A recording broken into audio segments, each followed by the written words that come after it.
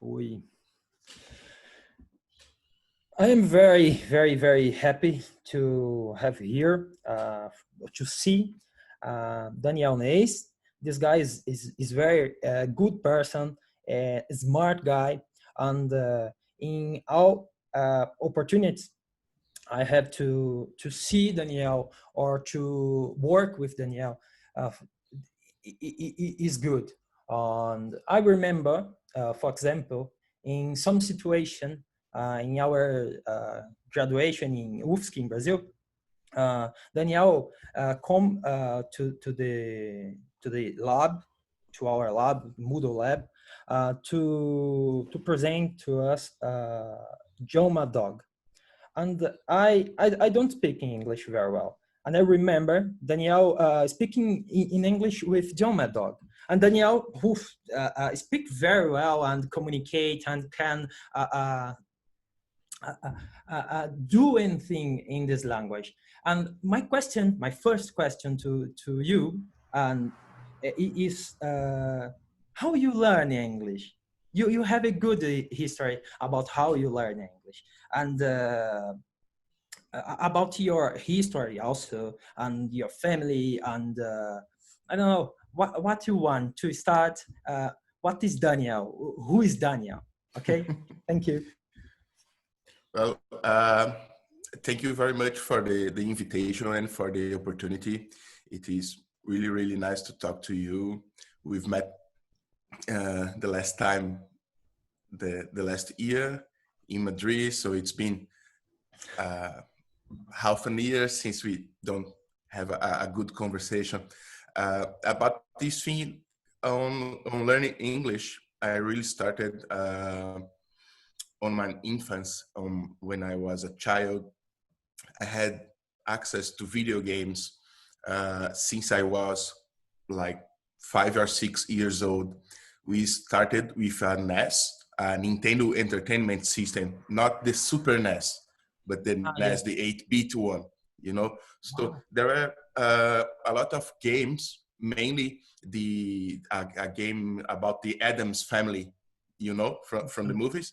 Yes, and it was kind of RPG, where you have to go to places in the game and read what the characters were saying and things like that to progress. And we started with trying to read that, and my mother had some knowledge on English, and she helped us with a couple of sentences and things like that. But then we were playing a lot and calling her a lot. So there was a point she came to us and said, well, I will introduce something to you. It's called the dictionary, an English-Portuguese dictionary. And this is how you use it. So you search a word on this, and you see the translation from English to Portuguese and vice versa. And it's a thing that the child today, many will not have access to a dictionary. They have like Google translators on their mobile phones and things like that. So that it was the way I started learning English very, very soon. I had English classes on the school, but I never went to a separated English course.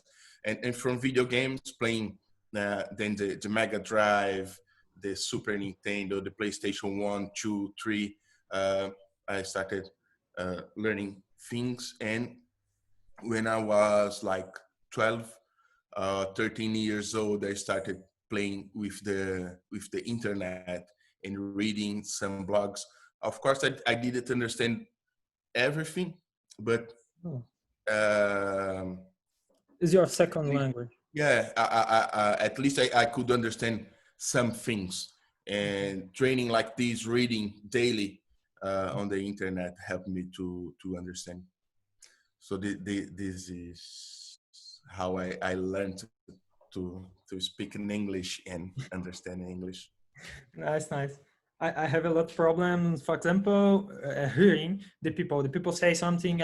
For example, your I remember a guy said me, "Your English is fine. I understand funny." And I say, "What?" I break you, man. What are you saying about my English? It's fine. Ah, ok, nice, fine. Yeah. Mas vamos voltar para o português aqui, ó. Opa, Guaraná do Brasil. Eu tenho um Guaraná Antártica aqui que a minha mina aprendeu, Neis, a tomar, e ela toma com On The Rocks, né? Tipo um whisky, ela bota umas pedrinhas de gelo e um Guaraná, e a gente descobriu que tem uma tapioqueria aqui que vende beijinho, mano. Pô, aí sim, hein? Tapioqueria da Maria. E aí eu vou lá de vez em quando, eu pego. Ontem eu peguei. Aí eu falei assim, pô, eu vou estar com essa camisa da CBF, eu nem gosto da CBF, eu gosto de time de futebol, Brasil, eu sou brasileiro, gosto de futebol, eu gosto de vestir isso aqui, mas não é por causa da CBF, não, pra quem estiver assistindo. Vai pensar que eu sou coxinha também, que eu não sou, não. Tá meio complicado, né, cara? Eu tava até falando com a minha mina também outro dia, porque a gente vê de vez em quando, por exemplo, na varanda de um prédio, uma bandeira do Brasil, né, alguma coisa assim. E aí a gente fala, pô, cara, o que transformar o símbolo da nação, né? Esses símbolos, assim, CBF virou uma coisa de reaça, né? Da galera da direita, assim, ultranacionalista e essas coisas. E não deveria, né? Não deveria, foi um problema na nossa história, assim, essa reviravolta. E aí hoje tu fica realmente eu tenho uma camisa que é da Associação Software Livre e ela é amarela. Amarelona Brasil, assim, ouro. E aí eu fico até meio receoso, dependendo do lugar que eu vou, de ir com essa camiseta tão amarela para não chamar atenção indevidamente, né, cara? Uma brisada. Eu tinha também umas camisas assim, e para mim, assim, eu gosto muito de coisa com cor. Talvez você deve lembrar de alguma vez eu, tipo, com uma calça vermelha, que era, sei lá, não é muito comum, mas eu curto, assim. Eu gosto de umas coisas opacas, mas às vezes eu uso umas paradas bandeirosas, assim. Perdoem os baianos, mas tem aquelas piadinhas, né? Tipo, o cara sai muito colorido em São Paulo, os caras falam baiano, não sei o quê. Sim, sim. Os baianos devem falar, pô, mano, tá tirando. Nem sei se os baianos se vestem tão colorido, né, mano? É mais carnaval. Carnaval até no Rio se veste colorido. Carro de baiano, né? Quando tinha aquela época de botar neon embaixo do carro, bandeirinha, sei lá o quê. Sempre teve essas paradas, né? Eu achava muito louco. Assim, uma coisa que eu perdi aqui um pouco o fio da meada, se você quiser até propor alguma parada, assim, toma o bastão e sai falando. Assim, uma parada que eu acho muito louca do momento que a gente está vivendo é que, assim, o Brasil, ele tá tendo que se readequar, né? Ele tá tendo que se rever. Por exemplo, o meu irmão é diretor de escola. O seu irmão, ele é filósofo, né? Acho que é formado em filosofia. Antropólogo. Antropólogo, é isso. E, assim, são dois caras, para mim, assim, eu tive o prazer de conhecer o seu irmão, você não conheceu o meu, mas, assim, são dois caras que eu acho muito geniais, sabe? Então, eles são muito inteligentes. E o meu irmão, ele tá trabalhando com educação, né? Ele é diretor de escola. E uma das coisas que acontece hoje na escola lá é que é muito difícil de fazer com que o estudante consiga ver as aulas, estudar utilizando, tipo, sei lá, Google Docs, utilizando essas ferramentas. Por que eu estou falando isso? É óbvio. Você sabe por que eu estou falando disso, porque você é desenvolvedor do Moodle Austrália, né? É um cara que tem também a empresa. Como é o nome da empresa? Adapta, né? Que, enfim, já tem feito um trabalho muito grande com isso, importante, é uma pessoa respeitada dentro dessa área e já deu palestras, enfim. E é uma sensação meio absurda de olhar, poxa, uma escola pública hoje não tem um Moodle como, por exemplo, o da UFSC, que foi construído com o seu trabalho, com o trabalho do Mariane e de outros desenvolvedores, do Caio, eu acho também, né, do Oneda. Então, teve muita gente que passou por lá. Só que você não vê isso, por exemplo, como uma política de Estado. Então, abrindo um pouco essa temática, é mais ou menos, eu acho que seria mais ou menos essa situação. A gente tem um lockdown, as pessoas não podem sair, não podem se encontrar, e se elas se encontram, tem que manter uma distância, elas precisam de estudar essas crianças, os pais estão em casa com essas crianças, e você tem trabalhado com uma ferramenta que resolveria isso pelo Estado hoje. Sim. Fala um pouco de toda essa experiência? É, é bem interessante esses últimos quase 5 meses aí, porque aqui em Floripa, por exemplo, o lockdown, entre aspas, o primeiro trancamento que a gente teve de comércio e ônibus foi 17 de março, né? Então já vai fazer aí quase 5 meses. Claro que nesse meio tempo teve flexibilização, voltou, etc. Mas as aulas presenciais não voltaram ainda. A universidade está conversando sobre voltar agora em setembro, etc. e tal.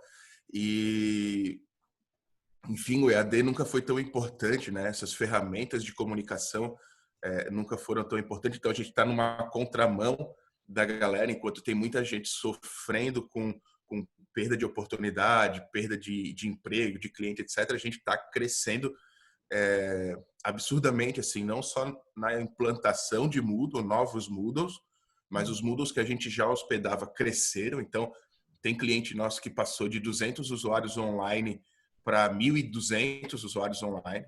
Então, multiplicou por 6, assim, e isso requer mais servidor, requer, né, você sabe, banda, tudo Na isso, banca. tá?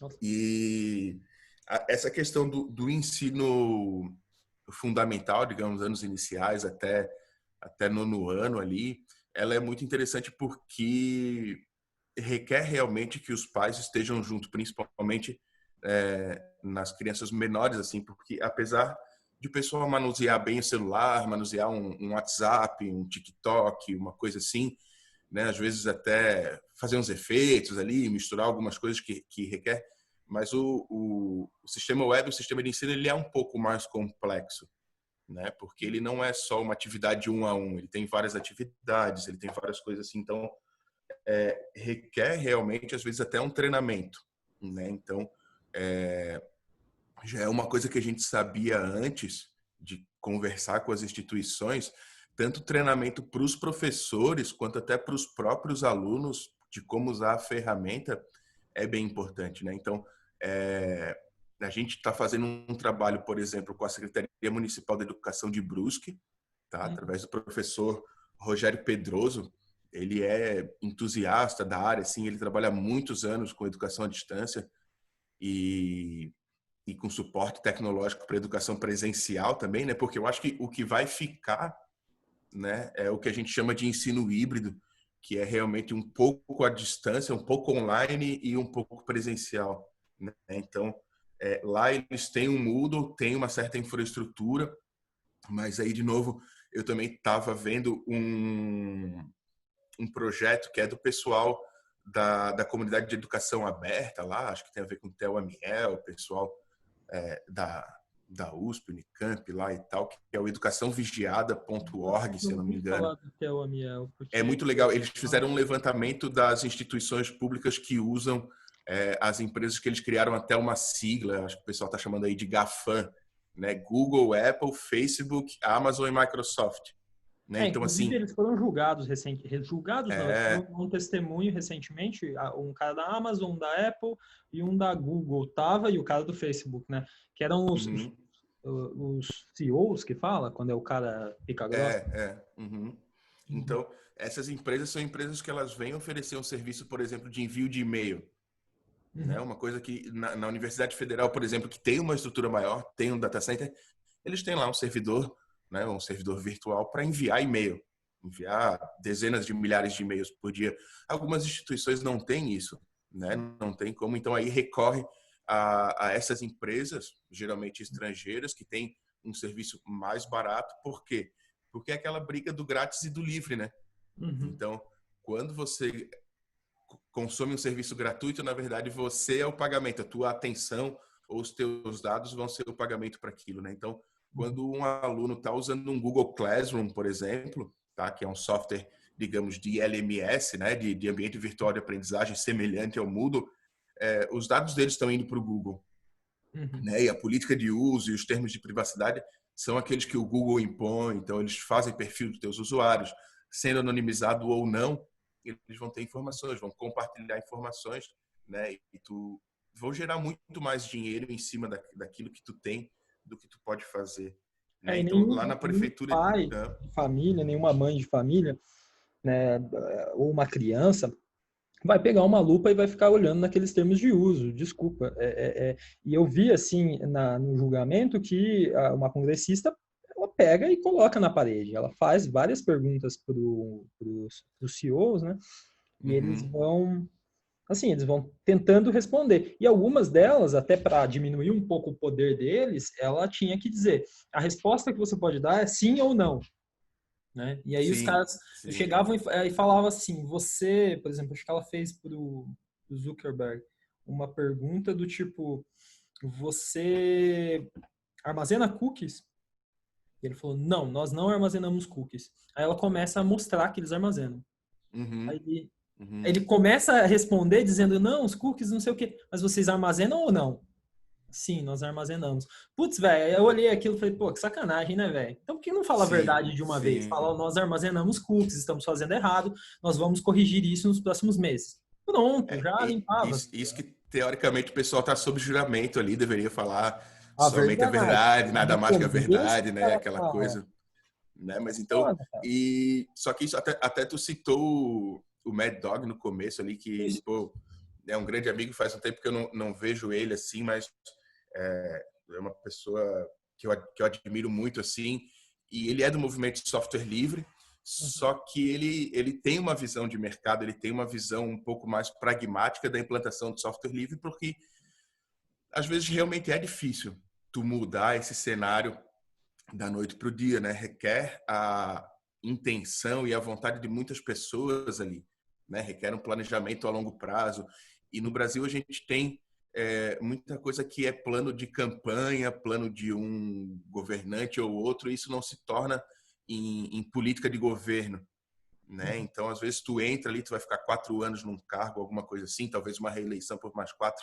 Tu tenta fazer um trabalho, mas isso não perdura para as próximas gerações, assim. Então, é bem difícil mesmo, assim.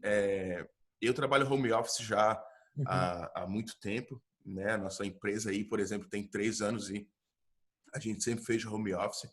Então, a gente está muito acostumado a trabalhar com essas coisas de nuvem. Claro, a gente usa Google na empresa, não vou dizer, estou aqui falando mal e tal, não sei o quê. Estou só colocando a situação porque o Google também, por exemplo, cara, não tem nada mais chato, mais difícil e desgastante do que tu manter um bom serviço de e-mail, tá, para tua instituição, porque tem, além das tecnicidades envolvidas, tem muita coisa é, política, mais ou menos, digamos assim. Chega uma hora que eu lembro na Federal de Santa Catarina, quando a gente começou com o Moodle, o Mariani teve que ligar para a Yahoo, pegar, né, ligar 0800 ali, bater um fio e dizer, olha, a gente tem um servidor aqui que é o Moodle, que tem 10 mil alunos da Universidade Aberta do Brasil, e ele está enviando e-mail e vocês estão bloqueando ou colocando numa lista cinza que atrasa alguns dias a entrega, né? Então tem essa questão de reputação dos servidores e tal, Uhum. que às vezes você tem que passar um fio mesmo para a empresa e dizer, olha,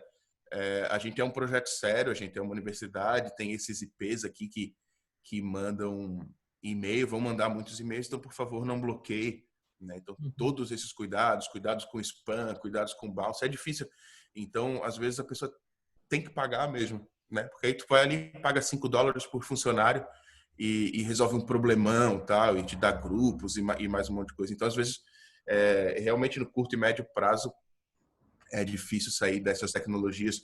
Mas o que a gente notou mesmo, tanto na escola quanto no ambiente de trabalho, é que as pessoas não estavam acostumadas a trabalhar com nuvem. Né? Uma coisa muito engraçada, tu sair da tua casa, pegar algumas horas de trânsito para sentar na frente do computador, porque só naquele computador tem os teus arquivos. Então, no começo da pandemia já rolou assim coisas de eu vou ter que remarcar essa reunião porque o doc que eu tinha ficou no computador do trabalho. Não Pô, percebo. tem Google Drive, tem Microsoft OneDrive, tem Nextcloud, que é software livre, né? Então você tem opções hoje para desvincular o arquivo de uma máquina física, desvincular o software de uma máquina física e a galera aprender a trabalhar não só de casa, mas de qualquer lugar, assim, né? Para ter É uma coisa interessante mais até, conectada. eu tenho uma sensação, por exemplo, que a Apple ela tem forçado as pessoas a caminharem para a nuvem. principalmente pela diminuição do tamanho dos discos, né? Hoje em dia, se você quer Uhum. ter um Apple, provavelmente eles vão dizer, não, Maurício, está falando besteira, porque o SSD é para aumentar a velocidade da máquina. Sim, mas, ao mesmo tempo, então por que optar agora pelo SSD se ele é tão pequeno, né? Se ele não se compara a um disco como os que a gente tinha, 1 TB, o cara provavelmente não ia pensar em nuvem. É, então a gente ganha um incremento, não muito, porque minha máquina ela esquenta muito, Uhum. sinceramente. Num calor de 39 graus, essa máquina começa a fritar por causa de um vídeo. Pô, cara, se eu botar um ovo aqui, ele vai fazer, cara. Sim, sim. Sinceramente, ele vai fazer É, nesse eu mercado. tinha problemas também. Eu tinha um Vaio que eu adquiri um tempo atrás e, cara, eu não conseguiria. Se eu assistir uma videoconferência com ele no verão, no Zoom, ele até consegue, mas se eu começar a transmitir a câmera, aí ele esquenta, reinicia. É muito louco. Eu não sei se é um problema de incompatibilidade do Debian com as coisas do Vaio e tal. Eu sei que eu tenho um ThinkPad aqui que eu comprei depois e, cara, realmente o ThinkPad, desde a época da IBM, com aquele mousezinho fuleiro no meio ali, aquele botãozinho vermelho, mas é muito bom. É um hardware muito bom, não esquenta, ele faz tudo, só que realmente, né, tem um custo a mais, tem essas coisas.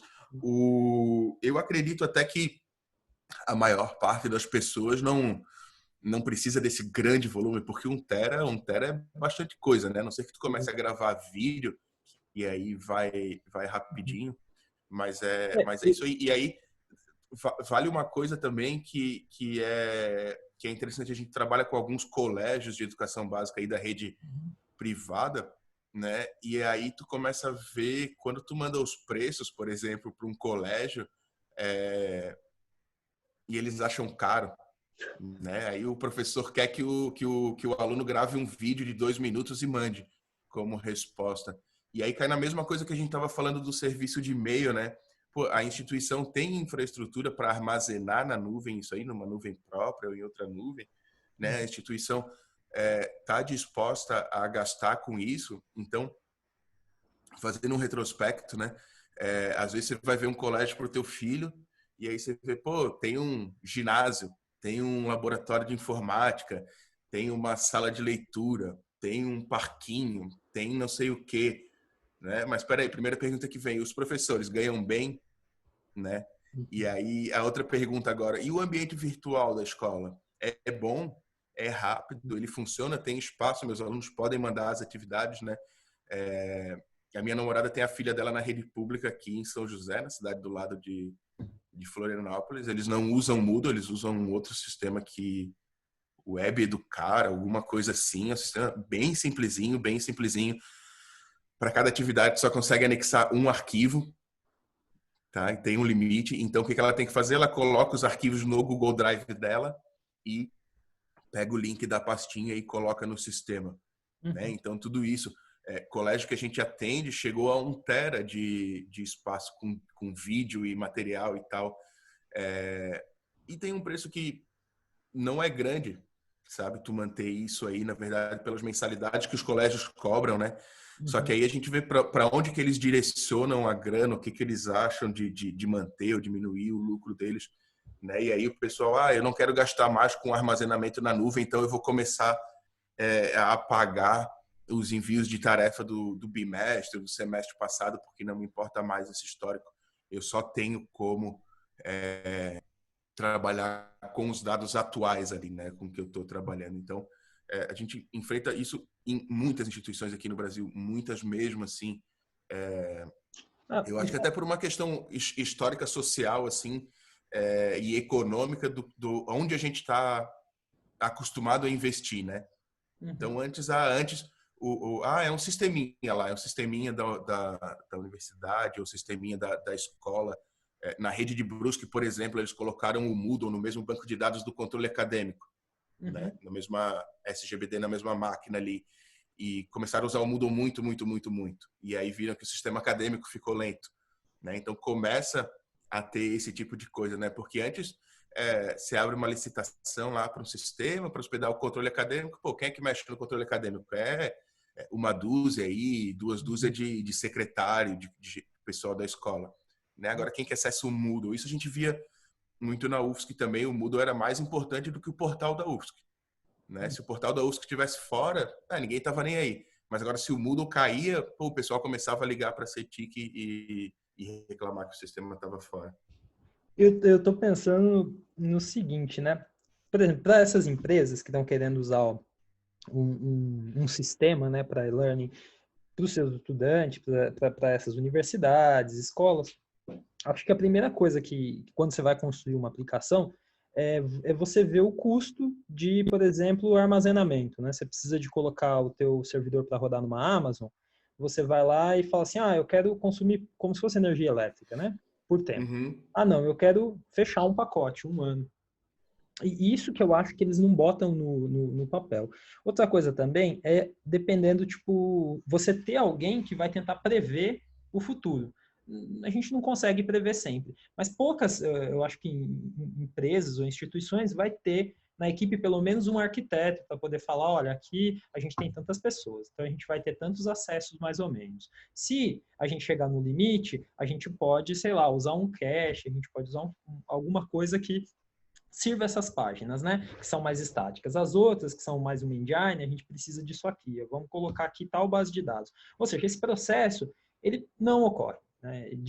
Dificilmente a instituição vai fazer isso. Se é que eles não optem pelo que você falou. Só que o problema é esse, né, para mim. Eu tenho essa sensação de que, beleza, eu estou optando pelo Google, mas também ele não paga o pacote completo do Google, nenhum da Amazon ou de qualquer empresa, e aí ele fica só com o histórico anual. Ele perde o histórico do passado. E a gente agora fala tanto de Big Data, Machine Learning e de coisas super legais que você pode fazer até aproveitar o log para você ver quem acessou a sua máquina. Quantas vezes que ele tentou acessar a sua máquina, mesmo que seja um bot da Rússia, você vai saber que, não, esse cara aqui eu vou bloquear. E esses caras aqui, eu vou dar mais atenção para eles. Eu posso trazer conteúdo que tem mais a ver com esses estudantes, né? O cara que está acessando muito, você pode, inclusive, fazer uma chamada para ele. Falar, e aí, como é que tá? Tô vendo que você está interessadíssimo. O cara que não está acessando muito, você pode, inclusive, sugerir ao garoto que está acessando bastante, por que você não faz uma chamada para o Beltrano, para trocar uma ideia, ver se está tudo bem com ele. Ou seja, você incentiva ambientes mais éticos, né? Mas para isso você precisa de ter o controle dos seus dados. Você não pode dar esses dados e, inclusive, jogar eles fora. Porque, assim, eu lembro de uma história, é uma história, não sei se é verdade, não sei se é verídico. Era um senhor que ele ia na beira do rio, né, e ele tinha um caderno, ele anotava a vazão, né, tinha lá alguns conhecimentos, ele foi anotando, tinha um cadernão assim, ó. Aí os caras construíram, acho que foi uma hidrelétrica nesse lugar aí. Aí um dia, acho que depois de 3 vezes com problemas na barragem, inclusive arriscando a vida das famílias na cidade mais próxima, um dos engenheiros conheceu esse senhor. E esse senhor tinha um caderno. Nossa, cara, alegria do maluco. Ele viu que toda a vazão de 20 anos estava no caderninho do tiozinho, e aí ele conseguiu perceber que estava totalmente errado o projeto. Eles tinham que mudar várias coisas, aumentar muito mais, porque tinha épocas que a vazão ia ser muito mais do que aquilo e a barreira ia estourar mesmo. Então, esse tipo de coisa, às vezes o pessoal não entende que você tem que olhar, você tem que ter dados para construir alguma coisa. Seja uma hidrelétrica, seja um sistema para ensino à distância.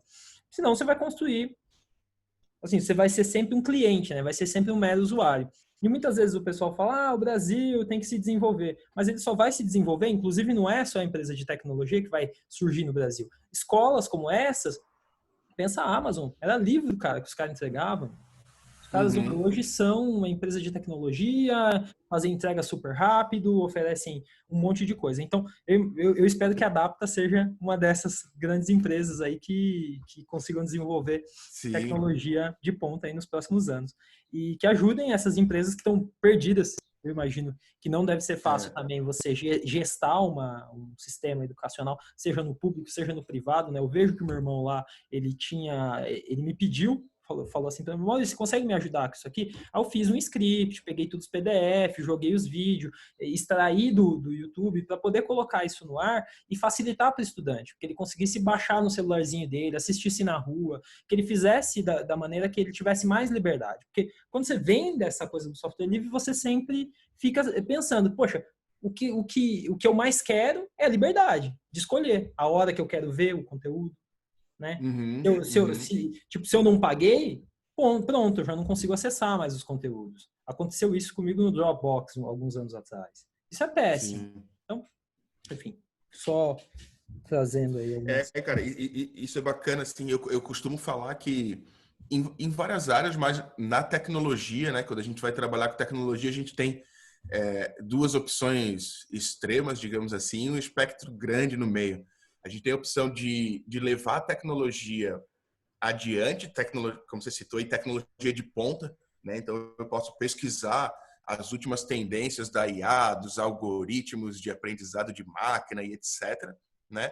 Ou eu posso, que eu chamo isso da barra de cima, eu posso pegar a Uhum, barra de cima e elevar ela mais ainda, ou eu posso ir lá para barra de baixo, que uhum, são as pessoas que não têm o conhecimento ou acesso à tecnologia e fornecer para elas esse acesso, essa tecnologia. Então, levantando a barra de baixo para que tente, pelo menos, diminuir um pouco essa desigualdade ou essa disparidade, né? uhum, Então, a gente faz muito isso, assim, de trabalhar com a barra de baixo, auxiliando empresas, instituições, colégios, universidades a implantar a tecnologia e tecnologia livre de preferência de um jeito assertivo, né? Porque como tu falou também, às vezes a instituição não tem o profissional capacitado para isso aí também. A gente também tem que entender é, que a gente tem eu não gosto de usar nesse sentido a palavra privilégio, mas falta outra agora no momento para mim. A gente ter se formado numa universidade federal que está entre as 10 melhores da América Latina, cara, isso aí é um diferencial gigantesco, assim, e muitas vezes nos leva a pensar que todo mundo aí no mercado tem mais ou menos a mesma formação e não é verdade, né? Então, a gente tem que ajudar essas empresas também, porque aí, às vezes, a empresa não tem o profissional ou a equipe, às vezes tem uma equipe, só que hoje em dia, de novo, a gente vê tanto falar em Big Data, em Big isso, Big aquilo, uhum. grandes volumes de dados, e aí o cara acha que se ele tem 500 usuários online, ele é um cara da Big Data, que ele tem que botar ali 8 servidores em cluster e ter um jeito de escalar horizontal, porque no vertical não dá, e não sei o que, replicação, isso e aquilo. Então, é um exército, um canhão para matar uma formiga, né? Então a gente também tem que trazer às vezes esse pessoal da TI para colocar o pé no chão e falar não, cara, ó, para 500, 1000, 1500 acessos simultâneos, você consegue fazer com poucas máquinas, num design mais simples, usando menos recursos, etc. Então, eu acho que essa orientação para o pessoal é bem importante, assim, porque às vezes falta noção também. Outro dia a gente conversando com um cliente nosso que a gente dá suporte, ele falou, pô, o nosso servidor está consumindo 100% do nosso link, né? Daí eu falei, qual que é o link de vocês? Ele, aí veio o cara da TI, né? Não, a gente tem 2 links de 100 megabits por segundo full. Eu falei, tá, mas 2 links de 100 megabits dá 200 megabits por segundo. Eu nem quis falar para ele que uma internet caseira da Oi faz isso, né? Uhum, Mas assim, aí eu falei para ele, cara, uma 4G hoje pega 15 mega, tá? uhum. 15 megabits por segundo, fácil, entra aí no speed test do teu celular, tu vai ver, sem problema nenhum. Então vamos dizer que tem 10 alunos querendo baixar um vídeo, tá? De 60 mega. Cada um vai demorar 4 segundos a 15 mega, né? Então, durante esses 4 segundos, 10 alunos já vão estar saturando 150 mega de banda. Caramba. Né? Então é uma coisa que a gente não pensa assim, né? Então Uhum. assim, a gente vê acesso 800 alunos online, nem baixando vídeo, só clicando em site, consumindo 2.000, 2.300 megabits por segundo de um servidor, tá? E aí também coisas que aqui no Brasil é interessante, né? A gente às vezes o cara tá lá e diz não, eu tenho que botar mais um servidor no Moodle porque não tá dando conta e o cara não olha o link de internet Entendi. dele, né? É Então muito a gente aquela também coisa da. Você tem uma porta pequena, tem um monte de gente querendo passar, entrar, né, no teu imóvel, sei lá, é, no quarto, e, tipo, tá preocupado com o tamanho do quarto. O quarto é grande pra caramba, cara. Pô, usa O minha salão porta. ali, né? Depois que todo mundo passou pela bilheteria, o salão do show é grande, né? Pois é. Mas e a bilheteria? Tem a mesma coisa no mercado, né? Tem 30 caixas lá, É. só 10 funcionam. Então tem isso aí. E no Brasil a gente tem uma disparidade tecnológica, a gente não pega as coisas de primeira geração. Basta a gente ver que, pelo menos até ano passado, era difícil tu achar modelos de notebook com SSD. Sim, né? né? E quando acha era absurdamente caro, assim, era mais barato tu comprar um SSD separado, abrir o teu notebook, perder a garantia e colocar o SSD lá, do que comprar de fábrica, né? Então a gente também tem data centers nacional Uhum. e soluções de nuvem nacional que não acompanham esse tipo de demanda, né? Então o cara tem lá um baita processador numa máquina virtual, um montão de memória, mas e o link do cara? O link do cara é pequeno, né? Então hoje a gente está vendo isso aí também. O volume que a galera trafega é muito maior do que há poucos meses atrás, né? Sim. Nossa, e é uma coisa que, assim, eu com desenvolvimento web, cada vez mais tenho visto ferramentas para você fazer uma análise da tua aplicação, para saber se sua aplicação, você não pode tirar coisas, aquela Light, esqueci o nome, Light é alguma coisa que no Chrome tem também isso. Então você roda a aplicação, ele mostra lá quais são os arquivos que estão utilizando mais assim, espaço, de performance, SEO, enfim, ele vai vendo isso para você. Então, esse tipo de coisa também é uma preocupação, né? Quanto mais simples é a sua aplicação, quanto mais leve ela seja, menos também ela vai utilizar de banda, ela vai gastar para chegar até o usuário. Então, hoje em dia, eu vejo que o Moodle ele tem uma interface simplificada, ele tem um monte de recursos muito legais. Eu usando o Moodle, olha, eu usei o Moodle na UFSC e estou usando ele na Universidade Autônoma aqui de Madrid. Então, assim, eu tenho a sensação de que ele é uma aplicação muito usada. Tanto que esses tempos eu me surpreendi, porque eu vi que um cara estava falando sobre outras aplicações que eu nunca tinha ouvido falar, né? Aí eu até falei, olha isso aqui, né? Será que Uhum. o passa? Aí você foi lá e comentou com um link, que era um link muito legal, que mostrava o uso do Moodle pelo mundo, né? Acho que na Europa tinha bastante uso também, enfim, América Latina também, o Brasil, acho que era um dos países em que mais se utilizava. Mas, enfim, no mundo todo tinha enfim, instalações, implementações com o Moodle, enfim, instituições utilizando o Moodle. Hoje em dia, lá no Moodle, como que é um pouco assim seu trabalho? Eu lembro que você tinha falado que você é part-time, né? Tipo, você é meio período. Isso. Na verdade, eu estava part-time até janeiro, Aham. mas aí a Adapta estava me tomando muito tempo e até foi uma decisão acertada depois na pandemia. Aí eu me desvinculei do time lá de desenvolvimento do Moodle. Eu estava trabalhando numa solução do Moodle para o mercado corporativo, que é o Moodle Workplace, Ah, que legal. tá? Né? E, bom, o ciclo de desenvolvimento do Moodle, né? Eles lançam, digamos assim, uma versão a cada 6 meses com novas funcionalidades e a cada 2 meses com correções de bug. Quem faz a maior parte do desenvolvimento é o Moodle HQ, lá da Austrália, né? A empresa que o Martin do Guiamas, ainda o inventor do Moodle, ainda é o CEO, né?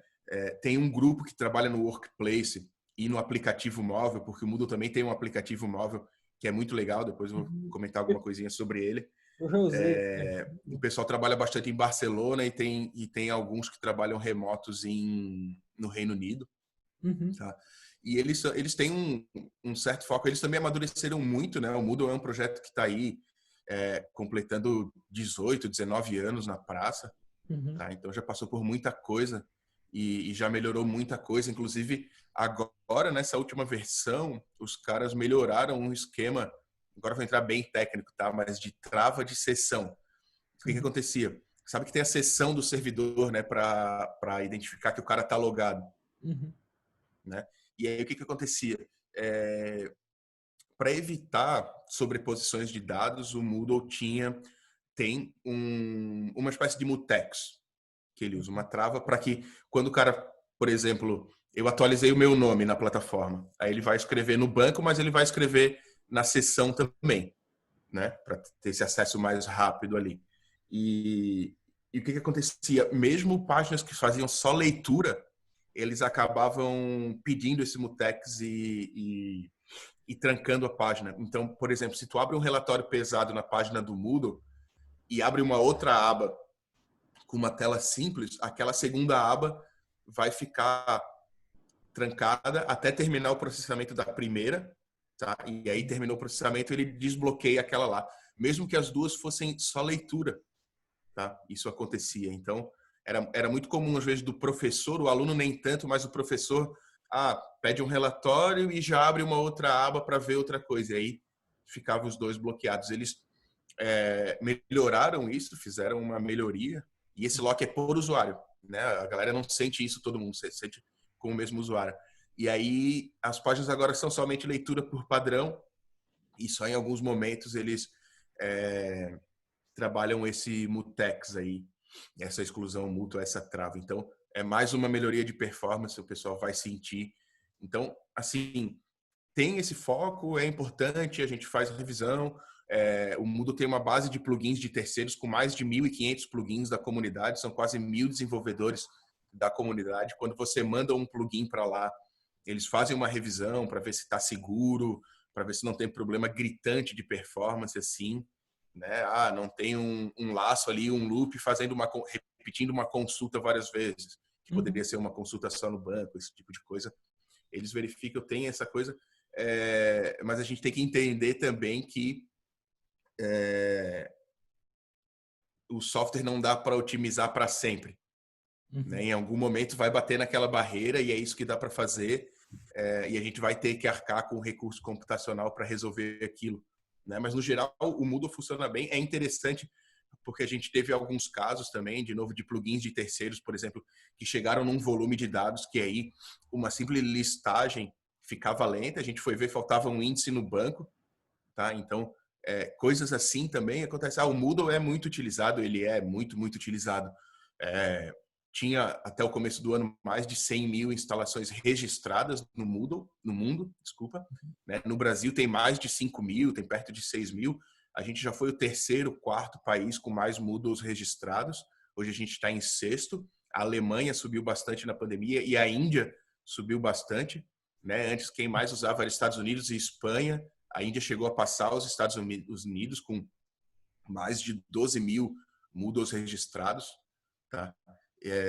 E aí, só que a gente, de novo, o Moodle também tem uma questão interessante que ele é um software livre, mas a maior parte de instalações de Moodle são silos fechados de conhecimento. Por exemplo, o Moodle da UFSC. Tu não acessa o Moodle da UFSC sem ter uma matrícula, né? E mesmo que tu tenha uma matrícula, tu vai acessar as tuas disciplinas, tu não vai acessar as disciplinas de todos os professores, né? Então, isso implica que a gente tem, às vezes, volumes pequenos dentro desses Moodles. A maior parte dos Moodles instalados tem até 1.000, 2.000 usuários, coisas assim, coisa que um banco de dados trabalha muito fácil, com 1.000, 2.000, 10.000, até 100.000 registros numa mesma tabela, por exemplo. E aí, quando você passa disso, você vai sentir falta dos índices, de um bom projeto e tudo mais. Né? O núcleo do Moodle ele é bem projetado, ele é bem testado. Tá? O processo de novas funcionalidades do Moodle, você manda o código, passa por uma revisão de pares, que tem um checklist básico do que faz. Né? Depois da revisão de pares, passa por uma revisão de integração, que aí vem um programador sênior lá do Moodle HQ, vê se aquilo ali não respinga em mais algum lugar. Tá? E aí depois passa pelos testes. Então o Moodle tem contratado um serviço de testes de uma empresa que faz aqueles monkey tests que a gente chama, né? A pessoa vai lá e faz manualmente os testes, além, é claro, dos testes de aceitação com Behat, por exemplo, escrevendo em Cucumber, e dos testes unitários em PHP e Unity para várias coisas. Tá? Então tem um processo formal, a plataforma é estável, mas de novo, é software de 20 anos. Então, tem trecho de código lá que tem 15 anos. Né? Então, 15 anos atrás, a realidade era uma, né? Hoje é outra. Né? E aí você vai fazer algumas coisas realmente quando você está com volumes muito grandes, dá uma travada, precisa de uma otimizada, mas o bom do software livre é isso. Né? Às vezes você vai pesquisar e já está lá a solução nos fóruns ou no bug tracker, alguma coisa assim.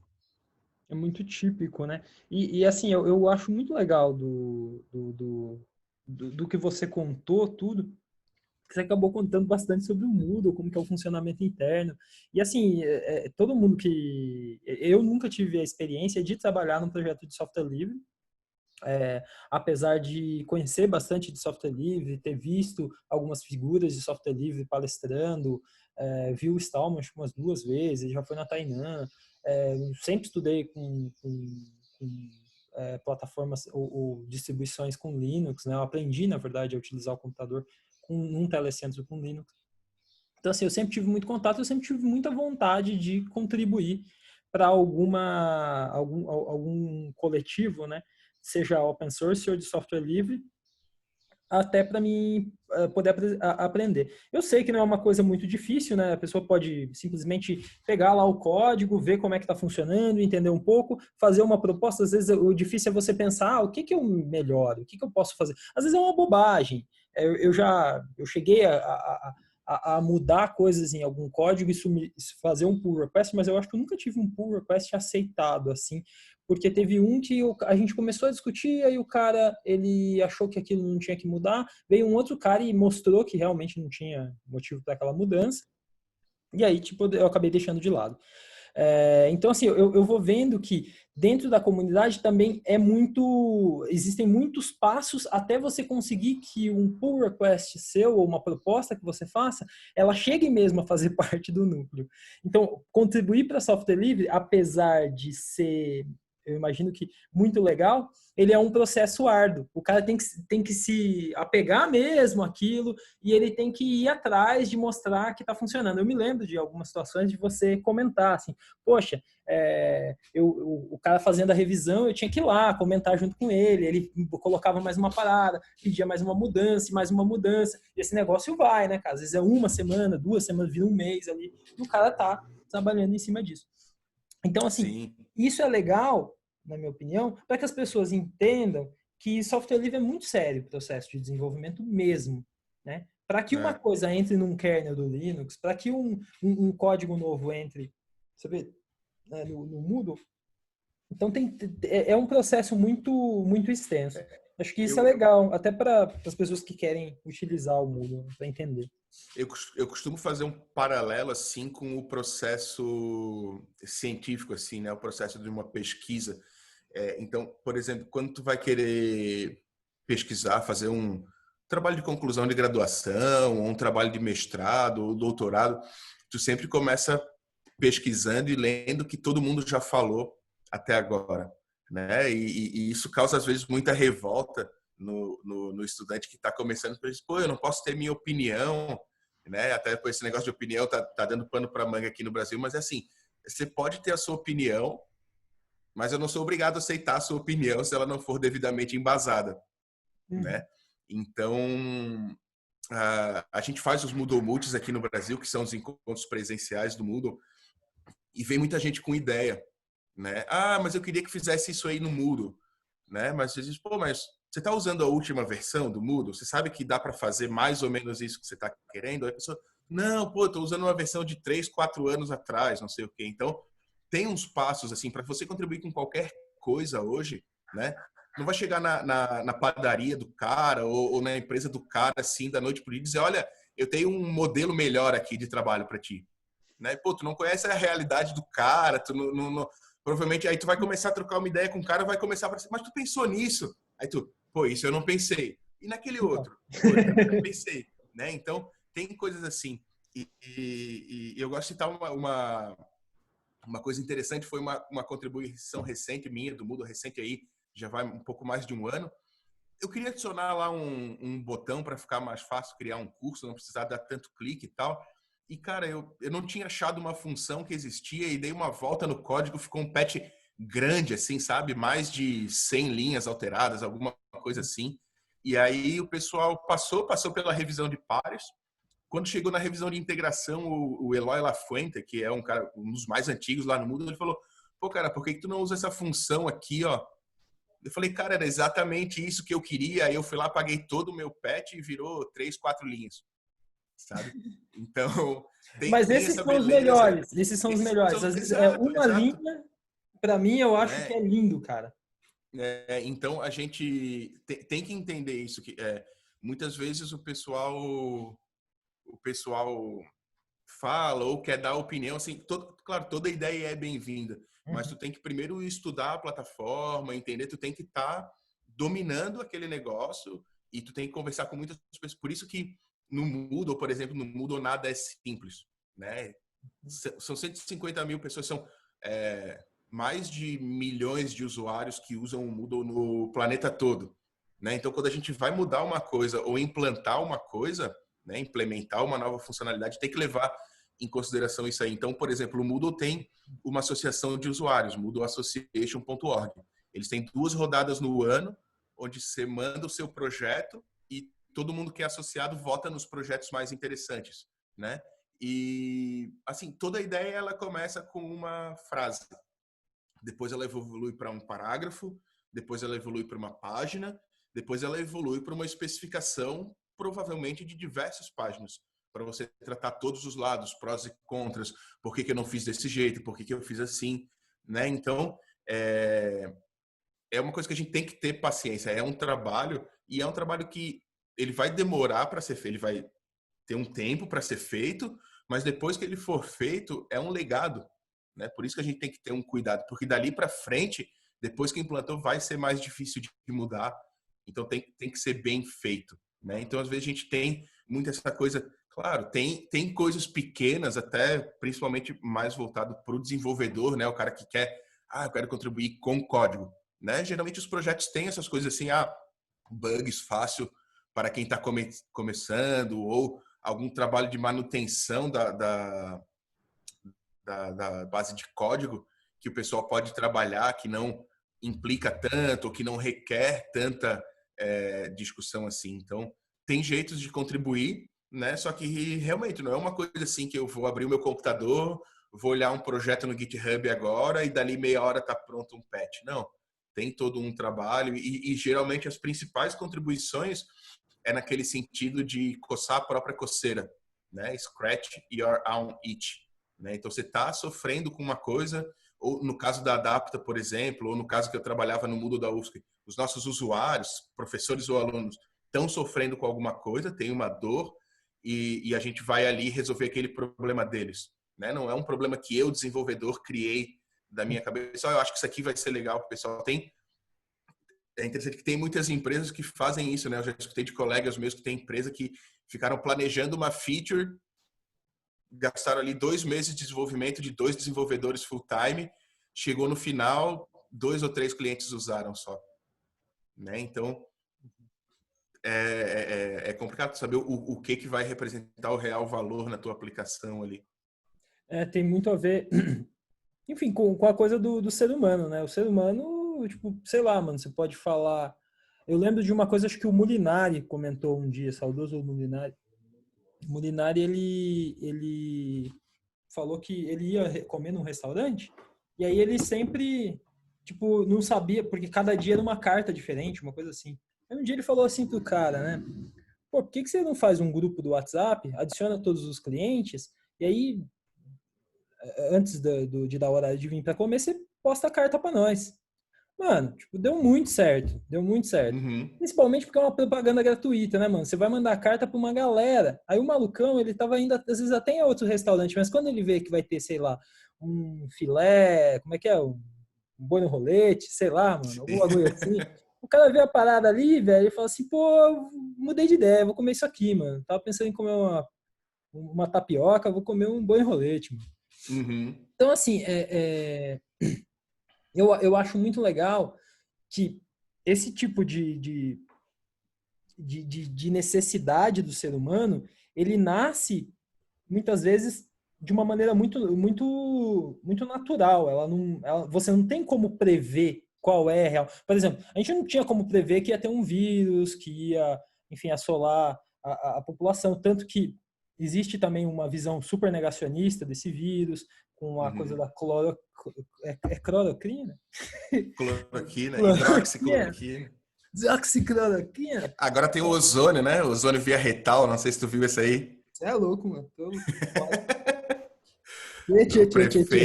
prefeito aqui queria botar, diz que o mundo dá voltas assim, né? Antes era buraco na camada de ozônio, agora é ozônio no buraco. Então...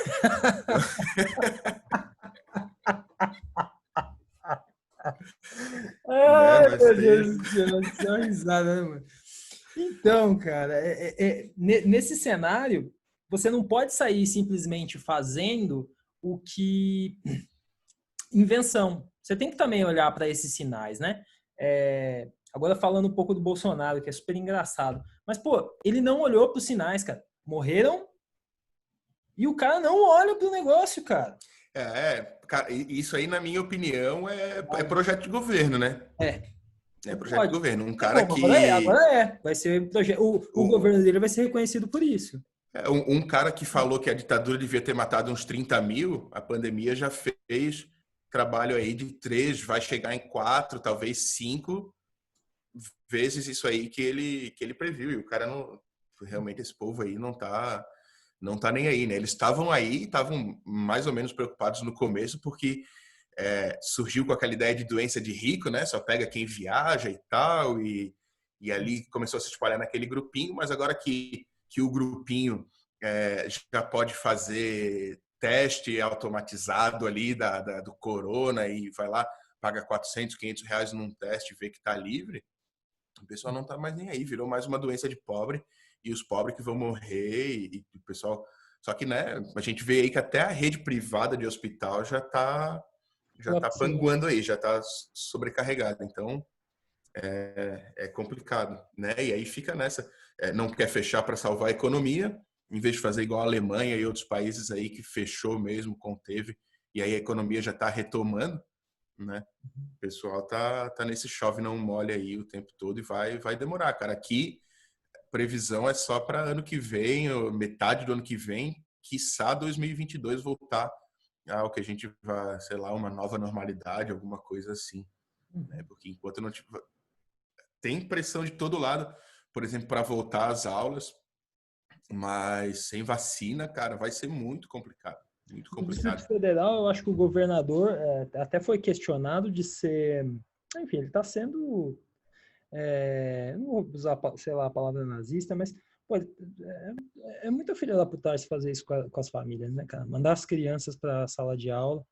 Você vai Sim. falar para um moleque de 7 anos para ele usar uma máscara? Não, e não adianta, cara, a gente sabe disso, as crianças se tocam, né? Exatamente. Tem um exemplo muito, muito Voltam para claro, assim, casa, se né? tu manda o teu filho para a escola com purpurina, tu sabe que todas as crianças elas vão sair da escola com purpurina, Caramba. né? Queira ou não, assim, e é uma coisa, porque a gente fala porque é um negócio que gruda, assim, e elas se tocam, cara, não tem como dizer, fica no parquinho, fica longe uma da outra, né? Só que, claro, por outro lado, a gente tem a situação dos pais em casa, e isso evidencia o quê? Evidencia que, por exemplo, muitos pais não têm o conhecimento que os filhos já têm, às vezes até no ensino básico, né? Então, eles não têm mais como Bem normal ensinar no as Brasil. crianças em casa. Oi? É bem normal isso no Brasil. Né? Inclusive tem um Então, vídeo do Freire que ele mostra isso, como que um pai que que, por exemplo, não é letrado, ensinaria ou ajudaria o filho que está sendo letrado, no letramento. Muito sim. legal esse vídeo. E aí a gente vê a minha namorada, ela participa de alguns grupos de pais e tal, que o pessoal tá desesperado, porque daí também o pessoal tem que trabalhar, né? Uhum. Seja em casa, seja no seu local de trabalho mesmo. E antes tu entregava o filho na escola, ele ficava ali pelo menos meio período, né? E aí hoje o pessoal tem que ficar lidando com isso, entre o trabalhar e o filho, ir atrás de babá, e aí os babá também não querem ir porque o pessoal não está fazendo isolamento. Então, é uma coisa mais complicada, né? O pessoal falava dessa questão de poder educar os filhos em casa, por exemplo, né? Uma discussão até Curso, né? Acho que que era. voltou à tona ano passado. É interessante. Tu tem muita coisa na internet hoje, tem, né? Mas realmente tu vai ter o tempo para ensinar o teu filho, né? Tu vai ter o tempo para fazer a curadoria do material que está na internet para ver o que é bom para o teu filho ou não, né? Então hoje os professores já faziam isso, claro que não usavam tanto material digital, usavam mais material analógico, caderno, vídeo, música para tocar em sala de aula, esse tipo de coisa, né? Mas agora o professor realmente tem os que produzem material, mas tem os que fazem a curadoria de material, né? E aí a gente tem toda uma gama gigante de recursos educacionais abertos na internet, que são materiais didáticos que permitem o compartilhamento, permitem a mixagem, né? A atualização daquele conteúdo e a mistura com o outro para fornecer para os alunos. Então, muitos professores podem vir a se tornar, além de professores orientadores dos seus alunos, curadores de material, né? O Moodle tem até um projeto recente disso aí, que é a MoodleNet, que é justamente uma rede social para os professores e para as professoras, né, para os educadores em geral, poderem trocar conteúdo, fazer coleções de material, coleções de links, às vezes coleções de links do YouTube mesmo, ou de revistas, etc. e tal, sobre diversos assuntos, para poder compartilhar isso aí, e aí colocar nos Moodles de forma mais automatizada e tudo mais, né? Então, o pessoal vai acabar vindo para essa época, mas é complicado, né? A gente sabe que tem os dois lados, né? Tem as escolas, muitas escolas estão quase falindo, porque aí vem aquela questão da oportunidade, digamos assim, ou da conveniência, né? Muitos pais que viram que as escolas particulares pararam também, e uma escola particular é uma grana, simplesmente moveram os filhos para a rede pública, né? Porque, bom, já que não vai ter aula mesmo presencial, já que não tem o colégio com ginásio, né? Já que eu não posso desfilar lá de carro na frente do colégio para os amiguinhos do meu filho, eu vou botar ele na rede pública porque ele vai receber o material em casa do mesmo jeito, eu vou ter que orientar ele do mesmo jeito, né? Então, muitas escolas perderam muitos alunos, né? Outras não. Outras manteram-se, conseguiram se atualizar, botar um sistema, um Moodle ou algum outro sistema mais tão efetivo quanto, né? E manter isso aí. Então, tem as escolas que querem voltar a ganhar, tem os pais que precisam trabalhar e não tem como ficar o dia todo com os filhos ali, né? Mas a gente sabe que se mandar o filho para a escola, uma pessoa com corona, depois de alguns dias aí já vai ter uma dezena, depois de algumas semanas já vai ter 100 e assim por diante. E até você conseguir, enfim, se não está controlado e está mandando para a escola, já é um certo descontrole, né, cara? Então, assim, uma coisa descontrolada, para ela descontrolar mais ainda, não Sim, nada, sim. né, cara? É mais ou menos como foi Floripa, assim. Floripa, no começo, que trancou tudo, era exemplo para o Brasil, assim. A gente ficou... Cara, demorou 3 meses, tá? Para ter o primeiro óbito de coronavírus aqui em Floripa. Enquanto outras capitais já tinham centenas, a gente teve a primeira depois de 3 meses de pandemia. Só que aí também, pressão de comércio, pressão de sindicato, de não sei o que, disso e daquilo. Voltou, cara, já tá na casa de centenas, já tá em dezenas de milhares de casos, sabe? Então, cresceu assim absurdamente, né? E isso Outras também cidades é portuárias e um coisas do pouco estado aqui também. das escolhas também do Estado, né? Por exemplo, a Financial Times, ela estava com um ao vivo, eu não entendi muito bem, porque o inglês da Inglaterra britânica, ele é meio tenso, mas tinha dois comentaristas, uma senhora e um senhor, contando assim que lá existem 70 mil pequenos comércios que entraram numa fila para obter algum tipo de subsídio do governo. Então, assim, os caras já estão falando em dar um subsídio para esses pequenos negócios, porque é foda, né, mano? Você vai lá, você é chinês, vem para a Europa com a sua família inteira, e aí você tem um mercadinho, você não pode abrir a porra do mercadinho. Pô, é lógico que você vai pressionar para abrir o mercadinho, porque é o que paga suas contas e os produtos vão vencer, cara, né? Sim, Tem um sim. comerciante, tem toda essa rede logística, vai parar. Então, o Estado, né, ele tem um papel fundamental aí nessa história toda de criar formas de que essas pessoas continuem consumindo, né? Que se inove, porque agora precisa de inovar, não é só no sentido do e-learning, mas também no sentido de sistemas de entrega, por exemplo. Eu sempre que posso utilizo o sistema de entregas, né? E aí, claro, você conseguir pressionar também essas empresas para elas darem condições para esses trabalhadores, para eles não contraírem o vírus, por exemplo, trabalhando, que tenham um valor bem pago, que eles sejam, enfim, que o cara, tipo, recentemente eu vi até uma parada de nego comendo comida fria na beira da calçada, tendo que levar pacote de rango de 100 pau nas casas. Então, assim, você tem que olhar para tudo isso para poder resolver, né? Hoje, assim, com esses R$ 600 que o governo dá, parece que teve uma diminuição grande da pobreza extrema no Brasil. Mas mesmo assim, ainda a gente tem muita gente pobre nesse país. Muita gente pobre. Cara, eu sou defensor da renda básica universal, tá? Eu acho que não tem por que a gente não ter uma coisa dessa, principalmente quando a gente vê o grande volume de desoneração que o governo dá para grandes empresas. Mas as grandes empresas têm muitos funcionários, geram muitos empregos, assim, geram muitos funcionários. Mas aí tu vai ver que, na verdade, uma boa parte da desoneração é do salário do CEO, né? Então tem o famoso que ficou conhecido aqui no Brasil, Bolsa CEO, né? Então o cara é CEO, a empresa vai lá, dá um salário de 100 mil para o cara e não paga o mesmo imposto que paga para o funcionário peão de obra ali, que ganha um salário mínimo e meio, dois. Né? Então ainda tem essas disparidades assim. E uma coisa que eu fico pensando, a gente era muito porco, né? A gente acha que outros povos eram porcos, mas a gente já era porco, porque no sentido de imundo mesmo, assim, de não cuidar da higiene, né? Tudo era entregue, tudo todo mundo pegava na mão. Essas coisas que botaram no supermercado agora, no caixa do supermercado, um tapume de acrílico. Pô, cara, isso aí é o mínimo, né? Pensa quanta gente com germes ou mesmo com bafo chegava na cara das pessoas ali, da cara do caixa, falando, cuspindo neles, assim, né? Então, coisas que só viram hoje. E coisas que, por exemplo, essa questão de se reinventar, né? Eu acho que esse modelo de mercadinho... Eu vou muito no mercadinho que tem aqui atrás de casa, que é um mercado pequeno, então Uhum. tem menos gente, né? Tem menos fila, tu tem menos contato com gente e tal.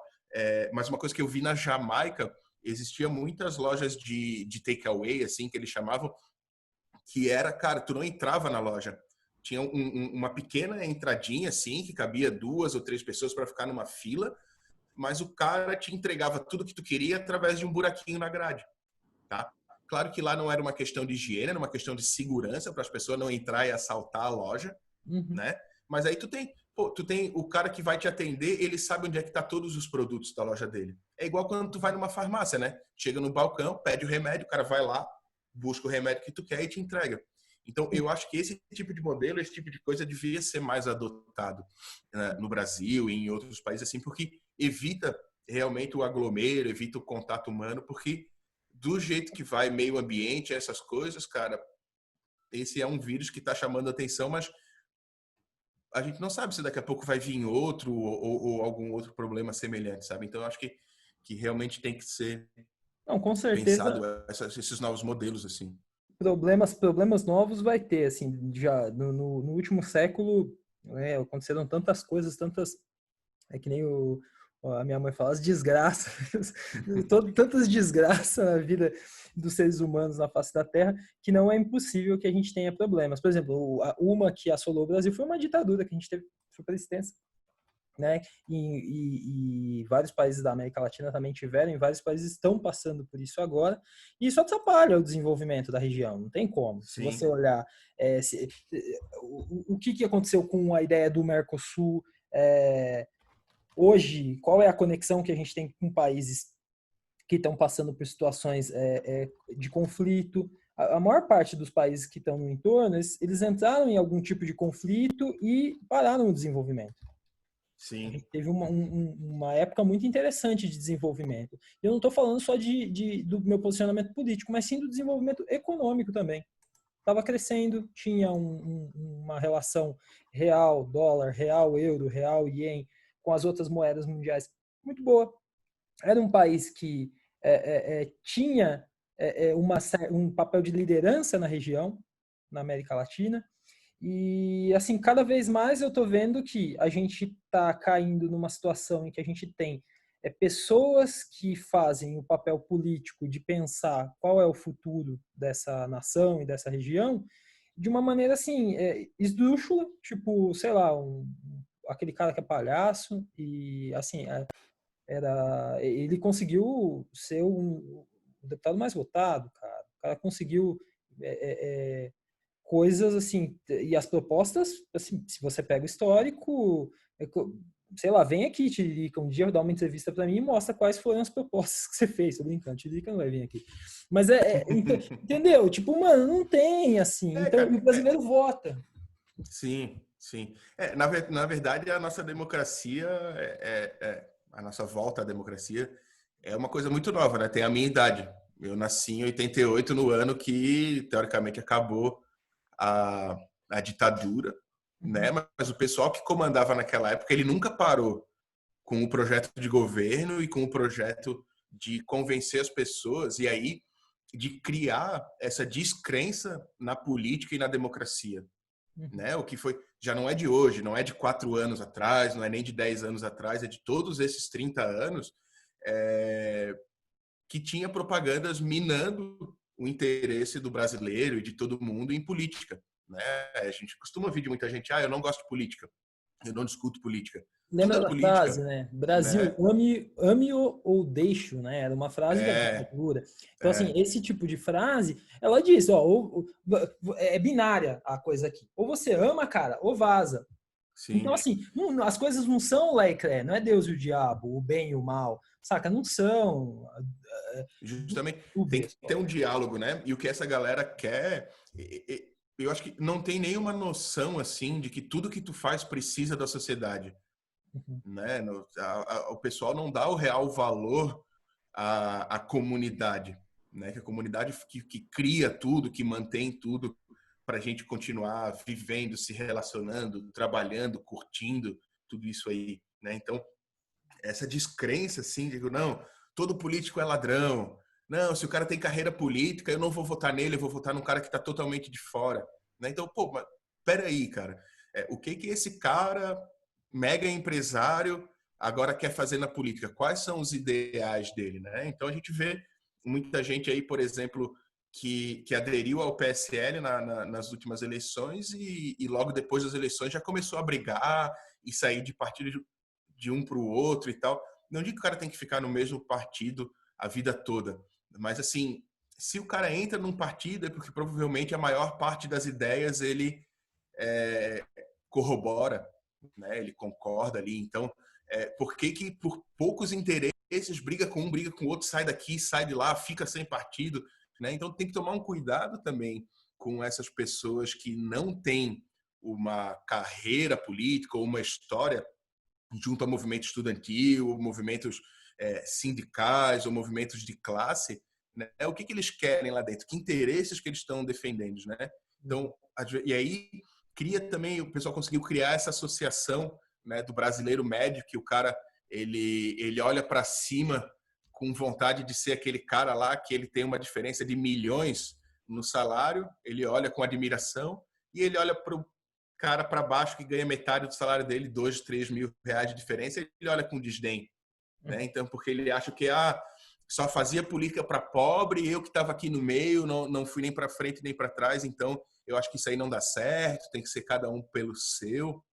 E eu acho que não é bem assim, né, cara? Eu acho que tem prioridades assim. Eu, de novo, falando naquele negócio de puxar a barra de baixo, eu acho que se eles acreditam tanto em meritocracia, sim, deixa quem tem dinheiro se virar e vamos ajudar quem não tem, né? Afinal, a gente passou tanto tempo roubando os caras, né? A gente passou tanto tempo quebrando a vara e furando o barco dos caras, que agora não adianta só ensinar a pescar, né? Tem que dar a vara de volta pro cara, tem que ir lá consertar o barco do cara para ele poder voltar a pescar, porque senão não vai ser possível, né? Teve um evento que chamava Inteligência Coletiva para a Democracia, que aconteceu aqui no Media Lab, foi quando eu conheci a minha namorada. E aí, tinha um cara lá, que ele era de um servidor, cara, eles tinham um servidor, eu não lembro mais o nome do projeto, Our Project chamava. E o Our Sim. Project era um servidor comunitário que oferecia lá o wiki, várias coisas, né? Que nem Rede Livre fez isso no Brasil. Uma galera teve Estúdio Livre também, o pessoal muito da época do Cultura Digital, que o Gilberto Gil, quando ele foi ministro da Cultura, eles fizeram um projeto legal. Então, assim, nesse evento eu vi assim que era um pessoal que tinha mais ou menos essa mentalidade. Uma das falas dele foi justamente que o problema para mim não é a inteligência coletiva, o problema é a ignorância coletiva. Né? É Isso a gente verdade. tem que discutir, isso que a gente tem que procurar diminuir, né? Hoje, pro político, pro executivo, ou pelo menos foi, né? até um certo momento, o cidadão ignorante, o cidadão que não tivesse acesso à educação, acesso aos conhecimentos, para poder se cuidar, tá bem, entender o seu ambiente e tomar uma atitude para melhorar a sua vida, dos seus, né, dos seus filhos, enfim, da sua esposa é foda. Mas a mulher também, ela chegar e falar assim, eu quero crescer, eu quero chegar em tal lugar. Enfim, qualquer ser humano poder olhar e falar assim, eu quero chegar e poder fazer isso. Quem hoje consegue fazer isso na periferia? É muito difícil. Quem hoje, numa grande cidade, vindo às vezes de cidades pequenas, de 10 mil habitantes, 20 mil habitantes, se não for um filho de um fazendeiro, vai conseguir ir para uma grande cidade, entrar numa grande universidade ou em uma universidade que seja mediana, pagar seus estudos sem ter o pai ou a mãe enviando dinheiro, ter uma casa, se alimentar, né?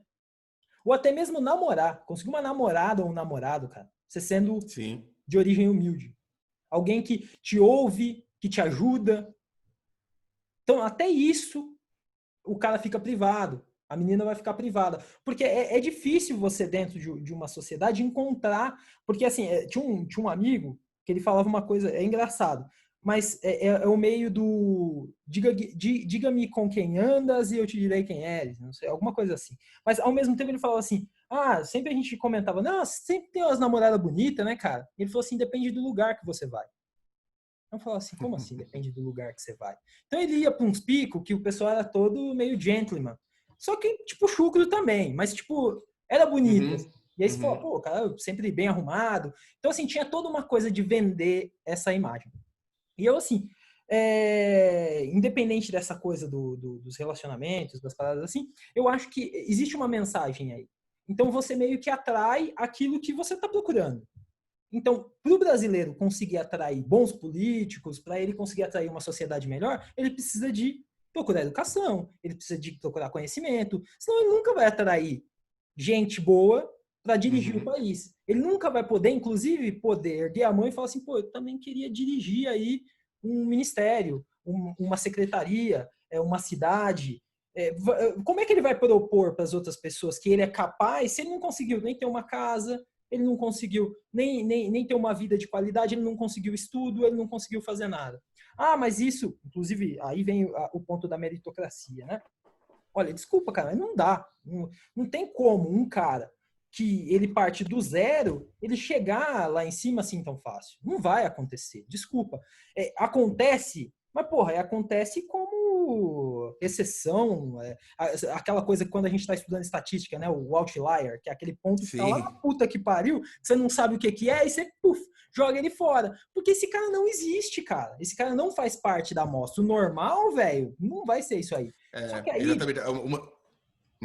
eu acho que se a gente for falar de nova normalidade, que a nova normalidade seja de inclusão, que ela traga as pessoas para dentro da sociedade, que a gente consiga realmente ter trabalho pleno para todos, renda, né, como você bem colocou, uma renda universal, que o país ele se baseie em uma proposta de fazer o brasileiro mesmo crescer, fazer as pessoas que estão ao redor crescer. Não tem essa coisa de, o argentino, o peruano, o canadense, o norte-americano. Não, cara, se conecta com os outros países, tenta fazer alguma coisa. E se alguém vier ameaçar, se protege. Se junta com os outros que querem também crescer para proteger uma ideia de crescimento. Eu acho que falta muito ainda. Essa era a esperança da internet, né? De uma democratização do conhecimento e do acesso, mas o que a gente vê é que, de novo, né, voltando ao domínio daquelas grandes empresas, de grupos e de bolhas, permite muita desinformação, né? Então, a gente é muito influenciado pela primeira história que a gente escuta sobre qualquer coisa, né? E aí, de novo, são poucas as pessoas que elas vão além da primeira história, né? E do que eu vi, por exemplo, e eu acho que faz sentido, quanto mais absurda uma história, mais chance o pessoal tem de acreditar. A gente tende a acreditar nas coisas absurdas, tanto é que tem um monte de gente que acredita em Deus. Né? Então, é uma explicação assim, nossa, super, né? Então, Isso é um problema, né? E Uns deuses voltando de mais, outros novo, menos. fazendo um paralelo dessa questão que tu colocou, a galera não tem acesso a estudo, né? Para de estudar no segundo grau ou no primeiro grau, ou faz uma faculdade meia boca ali, digamos assim, faz uma faculdade, não uma universidade, né? Não vai para a universidade, não participa das discussões, dos debates acadêmicos que tem lá, da vida estudantil e tudo mais. Então, fazendo um paralelo até com software livre, é muito fácil para uma pessoa chegar, querer pegar o bonde andando, sentar na janela e dizer assim, olha, isso aí que vocês estão fazendo, cara, esse negócio de ter ministro da cultura, esse negócio de ter ministério do meio ambiente, isso aí tudo não precisa, cara. Vamos enxugar, vamos deixar só 2, 3 caras lá decidir, porque afinal eu não faço ideia do que esse pessoal discute, né? Então, se eu não faço ideia, não deve ser importante. Então, eles estão fazendo balela, esses monte de cara aí que faz mestrado, doutorado, os caras estão tudo num pedestal, se acham melhor do que os outros. Então, eu acho que não. Eu acho que a gente tem que ser aqui no bruto mesmo, vamos ser governados, vamos governar com visão de segundo grau, nananã.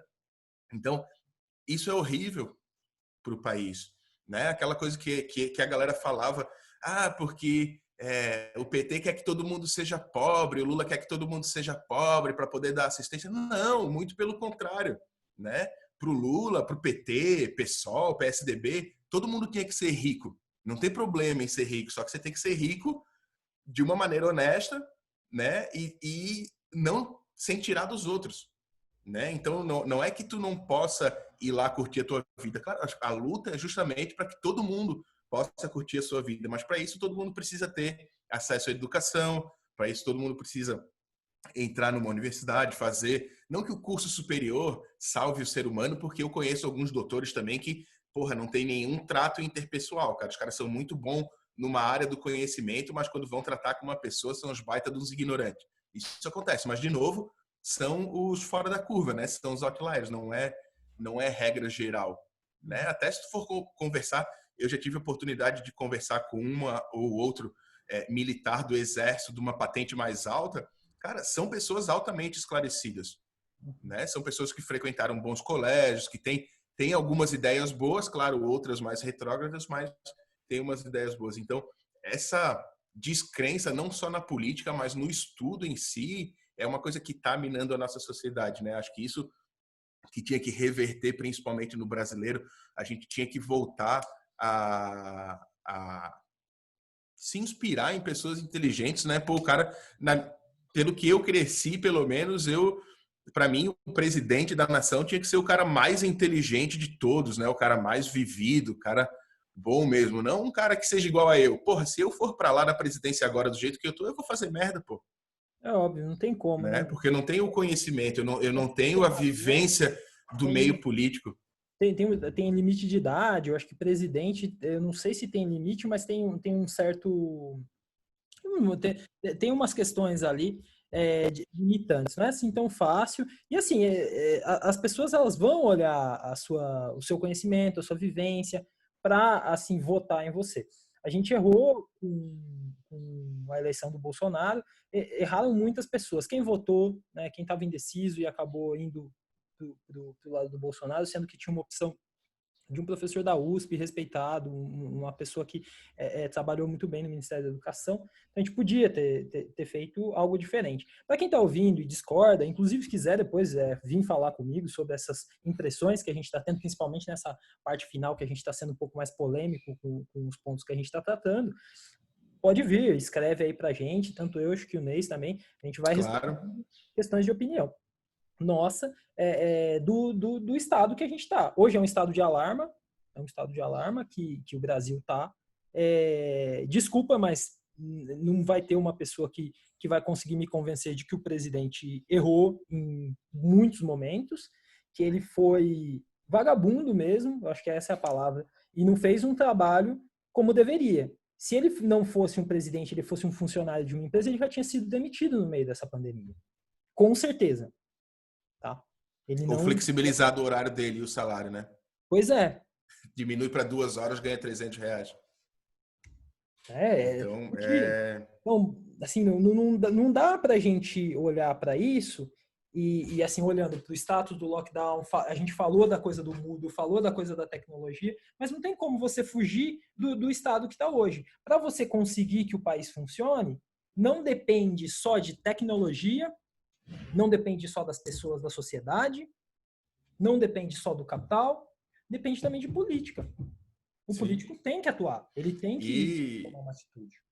e a política parte da educação, né? Formal e informal, assim. De novo, esse negócio de fake news, de primeira história, de tudo, assim.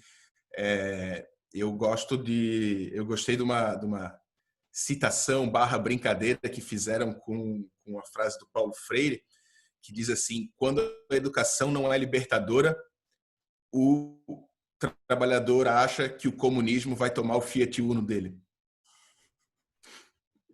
Né? Porque é isso aí, essa galera que acha que o comunismo vai chegar e vai tomar dele. Cara, o comunismo só vai tomar de ti se tu for um latifundiário com terras improdutivas, se tu for um dono de parque industrial ou de prédios que estão ali sem ninguém, né? Não é o cara que, porra, eu tenho um carro, uma casa e uma choupana na praia. Pô, o comunismo não vai tomar isso de ti, né, cara?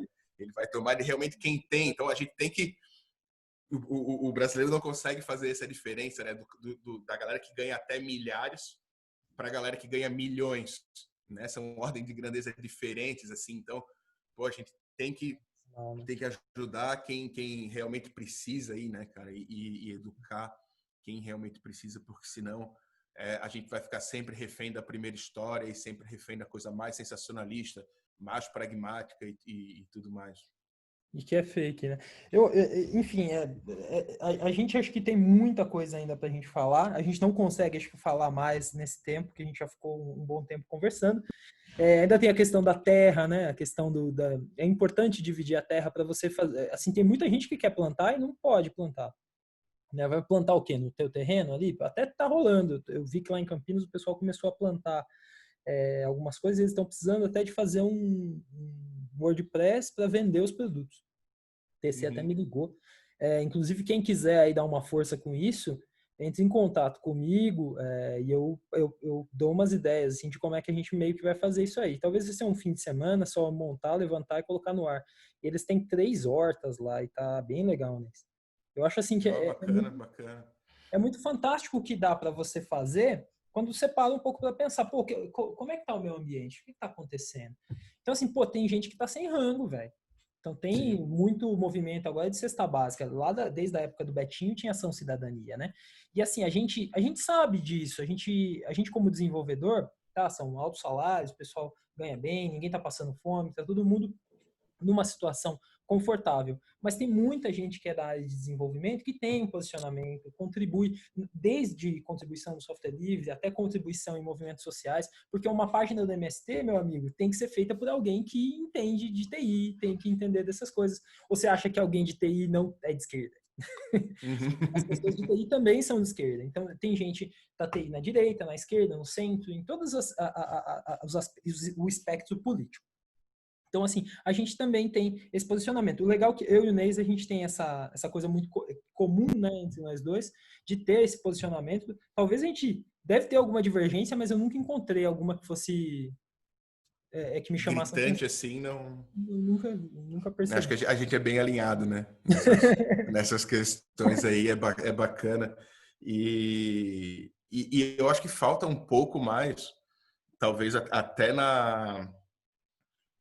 principalmente nas universidades, eu diria, quem já tem acesso a uma universidade, geralmente é porque veio de um bom colégio, geralmente particular, esse tipo de coisa, já tem alguma herança, né, de família ali que permitiu que a pessoa estudasse computação e entrasse nessa área. Então, eu acho que falta bastante, por causa dessa questão que é histórica mesmo, mais pessoas na área de computação, sistemas de informação, tecnologia em geral, se voltarem para essas causas mais sociais, né? Eu trabalho com Moodle há 15 anos já, E até era uma coisa que quando eu comecei a programar, eu não queria trabalhar com web. Claro, web era outra coisa 15 anos atrás, mas eu queria programar joguinho, eu queria fazer software científico, esse tipo de coisa assim que, pô, é computação mesmo. Eu queria, depois de uma época, eu queria trabalhar com desenvolvimento do kernel do Linux, né? Software e hardware embarcado ali, integração software e hardware, que é trabalhar levantando a barra de cima, né? Uhum. Então, e aí acabou que eu caí no Moodle, achei interessante, gostei, fui gostando cada vez mais. Tem essa pegada social, tem essa pegada de educação, Uhum. né? Então, é bem legal assim. Outro dia até, não sei se tu lembra do Odir, ele era veterano nosso na computação, o cara muito sangue bom. Descobri que ele está trabalhando com Moodle também, na UDESC, aqui na Universidade do Estado. A gente trocou uma ideia já. Então, assim, é um ou outro que vai indo para essa área que a gente tá, é um ou outro que, como tens esse teu perfil assim de estar sempre com projetos sociais, com casa de cultura, esse tipo de coisa, tem gente, mas poderia ser mais, né? A gente vê que poderia ser mais. Fórum Internacional de Software Livre, que infelizmente acabou no Rio Grande do Sul depois de 20 anos, né? Eu presenciei os últimos 10 anos do Fórum de Software Livre, cara, era um evento magnífico, assim. Tá me ligando aqui loucamente. Sabe quem é, Ney? Sim, sua esposa. Não. Quem é? Esse é a Lua. Ah, tua pequena, que já tá grande. Já tá grande. A Lua. E aí, meu amor? Vou colocar você aqui, ó, do nosso lado. E aí você vai. Deixa eu ver aqui. Vou te virar. Cara, se você quiser encerrar, Não, de a boa. gente encaminha uma segunda parte aí, Isso. porque Inclusive, realmente a gente tem papo para trocar. queria continuar contigo em outro momento para a gente falar sobre assim, questão de família, origens. Você tem uma origem muito legal, então eu acho que é muito bacana a gente uma hora trocar essa ideia, que eu acho que vai ser bacana, assim, de... Vamos, com certeza. Me Massa. chama de novo que vai ser um prazerzão participar. É isso aí. E Brasil, acelera! Vamos que vamos. Meu querido, brigadão, foi um prazer falar contigo de novo aí. Muito legal, muito bom. Sempre uma alegria estar contigo virtual ou presencialmente, tá? E, cara, me chama, vamos conversar mais aí. Da hora. Obrigado, viu? Beleza? Foi um momento muito bacana. Ele se estendeu um pouco mais do que o normal. Para quem. Talvez eu até possa colocar ele em duas partes para a galera ficar mais de boa e tentar achar um momento que a gente dá uma pausa. E aí o pessoal assiste inteiro, porque tem muito conteúdo. É massa. Show de bola. Então tá, Valeu. vamos que vamos. Obrigado, meu irmão. Um grande abraço. Um Até a abraço. próxima.